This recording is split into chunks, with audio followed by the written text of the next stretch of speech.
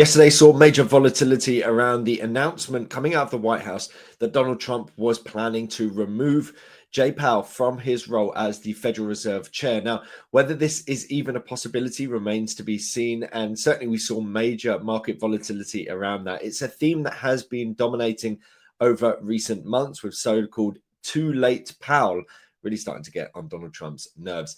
Considering the fact that he is likely to be moving on from his post in May anyway in 2026, the question mark here is, what is the outlook for potential change over the near term? Is it possible? Is it not possible? What are we going to see in terms of market movements? How is this going to play out over the course of Powell's tenure? And how can traders like you trade the showdown between Donald Trump and Jerome Powell? Let's get into it.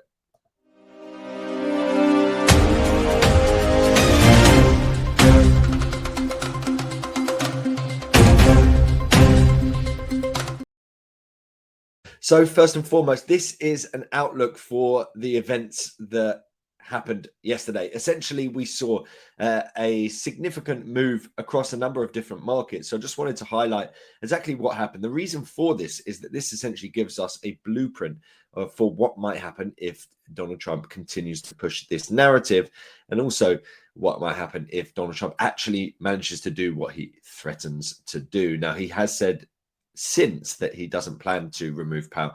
But again, he said that in the past, and we keep coming back into this position.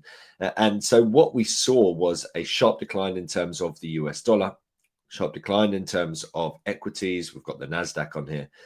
Gains for the likes of gold, and upside for treasury yields, notably the 30-year, but to an extent also the likes of the 10-year. So long-term yields on the rise, which are generally associated with the long-term health of the economy rather than near-term yields, say the 2-year, which is going to be more heavily reflecting sentiment within interest rates per se.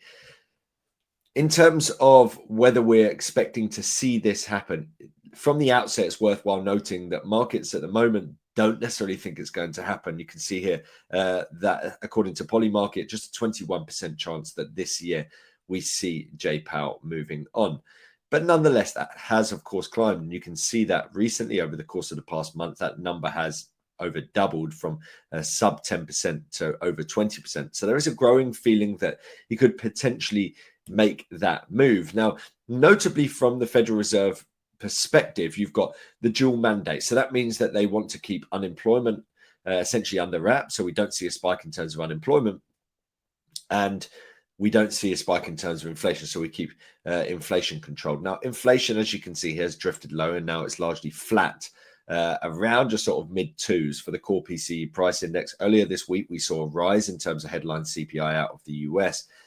And that does start to tell a story that is around the idea that essentially the Federal Reserve see a rise in terms of inflation over the second half of 2025. So with each inflation metric that comes out that points towards the US inflation being under control, the likes of Trump and some of the other people within his government will put pressure on Powell to try and make him cut interest rates. But by and large, with the expectation that tariffs could down the line have an impact, it seems prudent to take the steps that they have been doing. Now, just today, we saw better than expected retail sales, strong rebound for the Philly Fed manufacturing index, weaker jobless claims. So again, we're seeing relatively strong economic data out of the US, fears of potential inflation. We're seeing Donald Trump continue to push the narrative around a sharp rise in tariffs across a number of nations. And even when you do see a deal struck, the case in point being Indonesia, we saw a 19% tariff attached to it. So tariffs appear to be here to stay, whether he strikes a deal or not.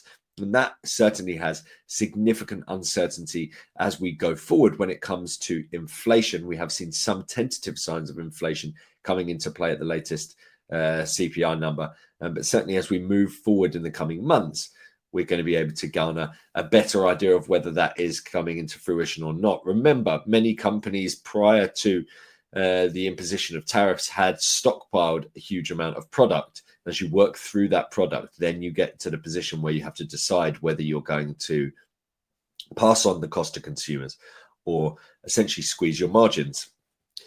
Now, this gives you an idea of partly why Donald Trump is so frustrated with Jay Powell. And you can see it here with the light blue line at the top, now standing at the highest of these 7 central banks that I've highlighted.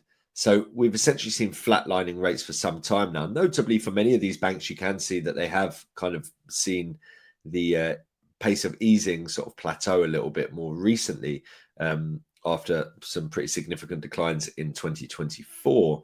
But nonetheless, we have still got a case where now the Federal Reserve has been flatlining for some time now, and even the Bank of England below that level.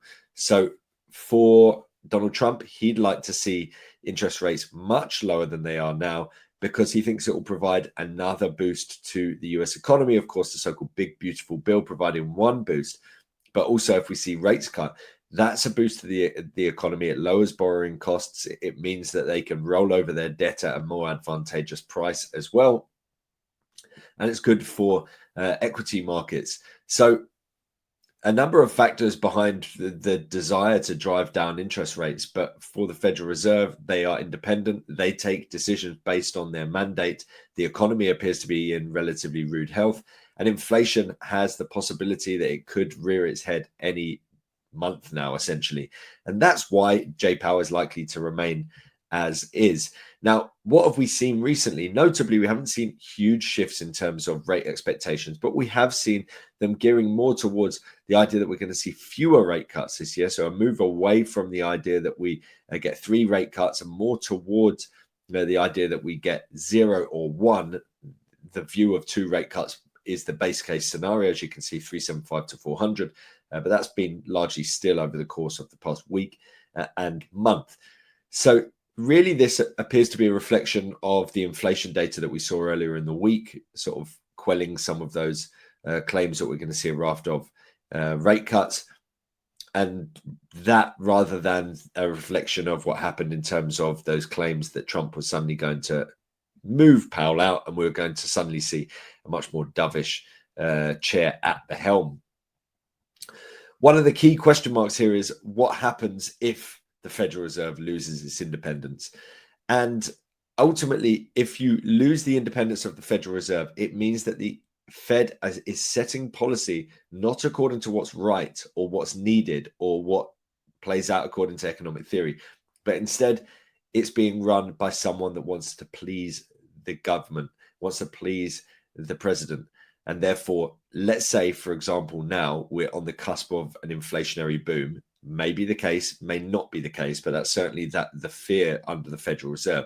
If we're a month or 2 away from inflation picking up in a really meaningful manner and tariffs finally really kicking in, and then you've got these much higher tariffs coming into play under Trump. Let's say you saw the Federal Reserve cutting in a really meaningful manner that spurs further inflation. Well, then people would say that it's somewhat foolhardy what they're doing. So essentially, the lack of independence means that you're going to see decisions made when they shouldn't be made in that direction. And that undermines things like the US dollar. And the US dollar lost a significant amount of ground. It really highlighted the weakening of the US dollar that would likely come if we did see a major shift in terms of who is at the helm. And particularly towards a central banker that essentially just wants to please the president. Equity markets sold off, and that's notable because, you're talking about a rate cut or additional rate cut, which is stimulative. Normally, rate cuts are good news for equity markets and provide a boost through increased liquidity and the like. But on this occasion, the weakness that we saw in response to this news headline highlights the perceived instability that could come within the financial markets when you see such drastic measures taken and you lose the independence of the central bank, which is supposed to be taking the prudent decisions that are right by the economy. If decisions are being made that aren't necessarily right by the economy, so then you have question marks about the stability of the US economy, the stability of the US market, and people potentially moving into so-called more stable economies elsewhere. We can see that through the sharp move higher that we saw in terms of US yields versus, say, for example, here we've got the UK, right? So as you can see here, the US dollar index, which are the candles, moving sharply lower, but at the same time, a sharp move higher in terms of the US yield relative to the UK. So suddenly people are pricing in additional risk associated with US bond holdings and US assets. So as you can see here, this really reflects the idea that a loss of independence through essentially replacing the Fed chair with someone that's just a yes man or woman is bad news from a market perception around the stability of the US economy and finances, essentially. One major question is whether Trump can even do this, right? And part of it comes down to this. We saw a court order under the Supreme Court that says that essentially the relationship between the Fed and the president is different from any other independent agencies, and that Powell is legally protected from being removed by Donald Trump. So essentially, he can't just say he doesn't fancy him being in that role anymore and that Powell has to leave. And so to an extent, there is a case that Trump's instead trying to utilize pressure by just pretty much saying how useless Powell is on a daily basis and thinking he'll bully him out of the role. But there is a potential secondary route that he could take. The story sort of emerged recently where there is a $2.5 billion renovation project being undertaken by the Federal Reserve. And Trump is essentially saying, well, you know, maybe this is sort of gross mismanagement of funds. Maybe this should have gone through Congress. You know, when you spend 2.5 billion on a renovation, it's disgraceful. I've never seen another Fed chair who needed a palace. So he's trying to build this narrative. I mean, ultimately underlying it, he just wants rates cut, right? But he's trying to build this story around the idea that Jerome Powell is taking steps that should essentially lead to his early removal from his post. But ultimately, Trump has, yes, he's got this legal side of it, but he's also got a number of people in his ear that are all saying this really would be bad news in terms of the implications for markets. And probably most important for them is bond yields, because he really needs to keep a lid on bond yields. If we see borrowing costs rising, then again, that sort of just takes up more of their funds because of the sheer amount of debt the US has, and they have to, of course, service that debt. So when you roll over your bonds and your loans, then a lot of them are going to be done at the new prices, and that new price might be a lot higher if you decide to create instability through firing Powell. Who replaces Powell, and does it matter? So the latest betting markets put Kevin Walsh at the top, Kevin Hassett, Scott Bessent. You know, there's been some narrowing between those. I think to an extent, it doesn't really make that much of a difference. So by and large, there's a view that whoever goes in there will be a sort of proponent of Donald Trump and want to sort of do his bidding. Certainly, if it's someone that's currently within his administration, as we can see here, it would be a potential boon and point towards possibly decisions being made that maybe wouldn't be made by a normal central banker. But what's crucial here is to remember that the FOMC is a committee. It's not a one-man band. It's not like Powell voted to keep rates steady and therefore rates are steady. It's like Powell is one vote within a committee, and the committee votes to go one way or another. Now, of course, the Fed chair will have a strong voice within the room and will try and guide things in one direction or another. But by and large, it's questionable whether the lack of integrity through the rest of the group means that all it takes is one person to come in and lead the Fed, and he essentially just tells them all to cut, and therefore they all cut.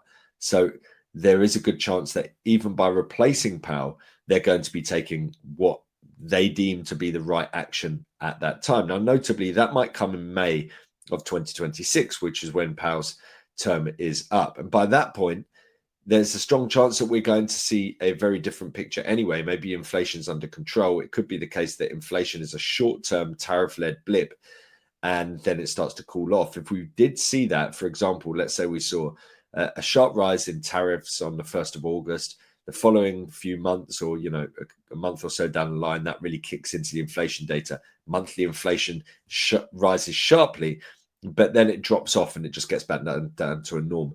Many central bankers will probably look at that and think, okay, this is a temporary policy-led spike in inflation that isn't feeding through into the economy in terms of long-term price pressures, and therefore they would potentially be able to look beyond that. So you do still have the possibility of rate cuts, but there needs to be a justification. You can't see rising inflation coming into play and the bankers are just cutting rates because Trump's told them to. Maybe whoever he appoints could do that, but it's not a given that ultimately the rest of the group's going to follow his lead. And so we come into the position of how things are going to play out going forward. And the idea of a shadow Fed chair is certainly something you're probably going to be hearing a lot more of as we go forward. The shadow chair is essentially going to be whoever is in line to take his position. And quite how long that shadow is really depends on how early he signals to markets who will be that successor. Let's say tomorrow he says, okay, Powell can stay in the role until May, but I'm going to appoint Scott Bessent as the new Fed chair. That in itself provides us with a situation where markets are now tracking what Bessent's saying alongside Powell. And as we go forward, there'll be this relationship where the expectations start to gear more towards Bessent and away from Powell. So that's going to be an interesting dynamic that will play out. We, of course, don't necessarily know if he's going to try and lay him off. We don't know if he's going to see out the entire term. We don't know whether he's going to announce the new Fed chair well ahead of time. A lot of uncertainty. And like I said, maybe it doesn't matter that much because people just look beyond it. But from a sentiment standpoint, if he's sort of bringing in an Uber dove to sort of lead proceedings at the Federal Reserve, then, I think there is a good chance that we see a tangible impact on the markets ahead of time rather than waiting for the day that they actually get into the post, which may be some way away. Now, when we're looking out for sort of expectations, it's notable here that you're looking at sort of 425 to 450, which is where we currently are. There's near enough a 50-50 or 55% chance that we see a rate cut in September. That rate cut is pretty much definitely on for October, according to market expectations. Then, as we move forward, you're seeing sort of gradual moves higher. The key thing I wanted to note here really is that as we move to the point where it's June 17th, 2026, that's when the new chair is going to be in power. And as things stand, markets don't really have much clarity over it from there. As you can see, that sort of blue column rests at that 325 to 350. So there's quite a lot of uncertainty over exactly what's going to happen beyond Jay Powell's removal. By and large, it's likely that Trump's going to want someone at the helm that will continue to ease from there. And 325 to 350 doesn't necessarily seem like the long-term neutral rate at which interest rates are going to remain. But there is uncertainty ahead. And so as markets try to gauge exactly where prices will be, rates will be come the middle or back end of next year, you see increased sort of uncertainty. And that really is being reflected here. But this is the FedWatch tool from the CME. Keep an eye out for this. As we move throughout this process and the potential for a sort of shadow Fed chair to come into play and who's going to be it, or maybe they talk about removing Trump once again, some of these expectations are going to shift quite dramatically. It's likely it's going to shift more towards increased rate cuts going forward. One of the arguments here is that Donald Trump is essentially utilizing all of this sort of bluster around Jay Powell to destabilize the US dollar and weaken the US dollar. Now, of course, a weaker US dollar has the benefit of making US companies more competitive on the international stage. A weaker dollar means people find US products cheaper and therefore they'll be able to import more of them. A stronger dollar means people find their products even more expensive.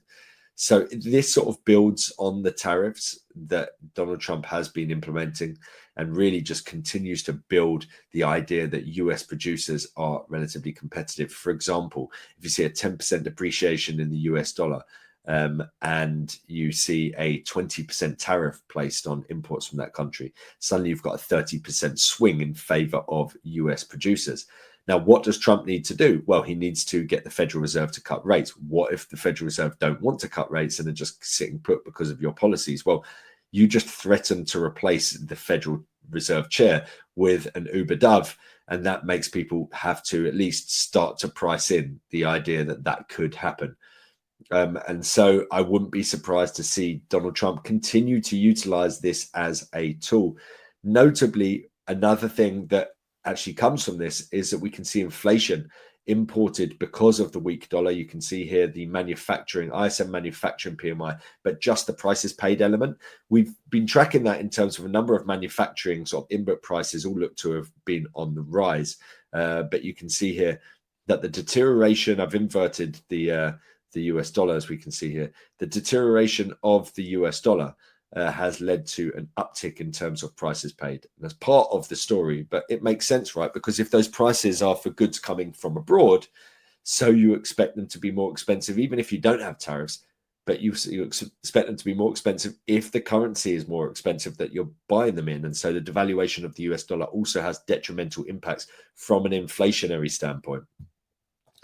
So where do we stand in with all of that in mind in terms of sort of market reactions, the outlook going forward? Let's kick off first and foremost with the likes of the Nasdaq. So the Nasdaq, we're talking about a market that has very clearly got the wind within its sails, and the trend still remains in play. Now, if we're looking at that move yesterday, we can see here that essentially we saw the sharp decline, and then it rallied and picked up once again, playing within this wider trend of higher lows, albeit creating tentative sort of higher lows each time, very, very slight here. But it was another one once again. So the bullish trend does still remain in play. If we suddenly do see Trump coming out and actually firing Powell, or a court case begins, things like that, maybe that undermines sentiment for the near term. But I don't necessarily think there's going to be too much of that. I think that, you could see near-term jitters as we saw yesterday. But unless it's absolutely confirmed, you have the possibility that it's kind of bluster, which is what happened. And therefore, the bulls kind of took advantage of that opportunity, and people selling into that news would have got burnt as a result. But certainly the trend within this market still remains very bullish. And despite the sort of near-term headlines, any short-term downside appears to be getting bought up at the moment. I would expect more of the same. And if we did see the news that Jay Powell is literally on his way out, you do have those question marks around the independent story of the Fed. But again, what if the Fed chair isn't independent, but the rest of them are? You still might not necessarily get what Donald Trump seeks. So in terms of the US dollar, we've seen, of course, this sort of major sell-off taking hold over the course of 2025 thus far. We've rallied up through trendline resistance and tentatively through the 76.4 fib, which is 98.708. So from a wider perspective, the trend is to some extent starting to break. Things are starting to improve. We are seeing a mix of essentially announcements over new tariffs, but then also some agreements coming into the fold. But certainly things sort of improving a little bit at the moment. We did yesterday see, of course, that sharp decline off the back of that. And I do think if we're talking about a market that's really going to be impacted, if we see Jay Powell removed over the near term, or more stories about that, it's probably going to be the US dollar. Certainly if we're talking about the possibility of a much more dovish Federal Reserve, then that could impact the dollar in a meaningful manner. But for the time being, we still do have this near-term intraday trend that has been very clear-cut. Of course, we saw that sort of jolt yesterday, but we're back up once again. So near-term downside, unless we break down through your support level, I wouldn't be surprised to see it sort of continue to gradually move higher. The caveat here, of course, is we've got that swing high, which is 99.421. We'd need to break up through that to give us greater confidence that we've sort of bottomed out here. Until then, we still do have the risk that if we don't pop upwards in a meaningful manner, you've got a possibility that we sort of start to enter more of a consolidation mode here for the US dollar. And finally, gold. Gold's a really interesting one, because ultimately, if you're questioning this financial stability and the independence of the Fed, you probably don't want to have your money in things like US treasuries or US assets. And so gold is always the sort of obvious candidate to benefit from this. And we saw that sharp pop yesterday off the back of this news, but once it was rebuffed by Trump, we've seen it sort of fading off the back of it as well. Remember, we've got the possibility of a US-China trade deal, the H20 chips from NVIDIA now being allowed to pass through to China. That, for me, gives me a lot greater confidence that they've got something in the pipeline. If that comes into fruition, it might weaken the demand for gold a little bit. which could see it come off a little bit more. But ultimately, you've seen it falling into trendline support once again. We've sort of seen this bullish trend playing out since the beginning of July. And as we pull back once again, you've got trendline support alongside the possibility of a fib retracement. So look out for sort of 33.05 as your 76.4 fib. So there's a possibility this is a retracement before we rally once again. But certainly, again, this is another market that would likely benefit from a move that seemingly outlines the possibility of a much more dovish Federal Reserve going forward. The stories are probably not going to abate. Whether we actually see Donald Trump do it, that is a very different story. And as we get closer to that May deadline anyway, even if he doesn't remove Powell, we're going to be moving into this phase of looking exactly what his successor is looking at. Are we going to start pricing in additional rate cuts very swiftly afterwards? Are people going to be skeptical about how the rest of the FOMC are going to be voting? Of course, a lot of it's going to be data dependent. I still think that the Federal Reserve are going to try and retain their independence, even if they're being run by someone who isn't as independent as themselves. But certainly a big story that's likely to play out over the near term, the medium term, and potentially the longer term, because of course, we're in July and we're talking about May of 2026. So certainly something that is worthwhile noting and being prepared for, as we saw yesterday with that major volatility. I hope that's been useful. My name is Josh Mahony, Chief Market Analyst at Scope Markets. Have a great day.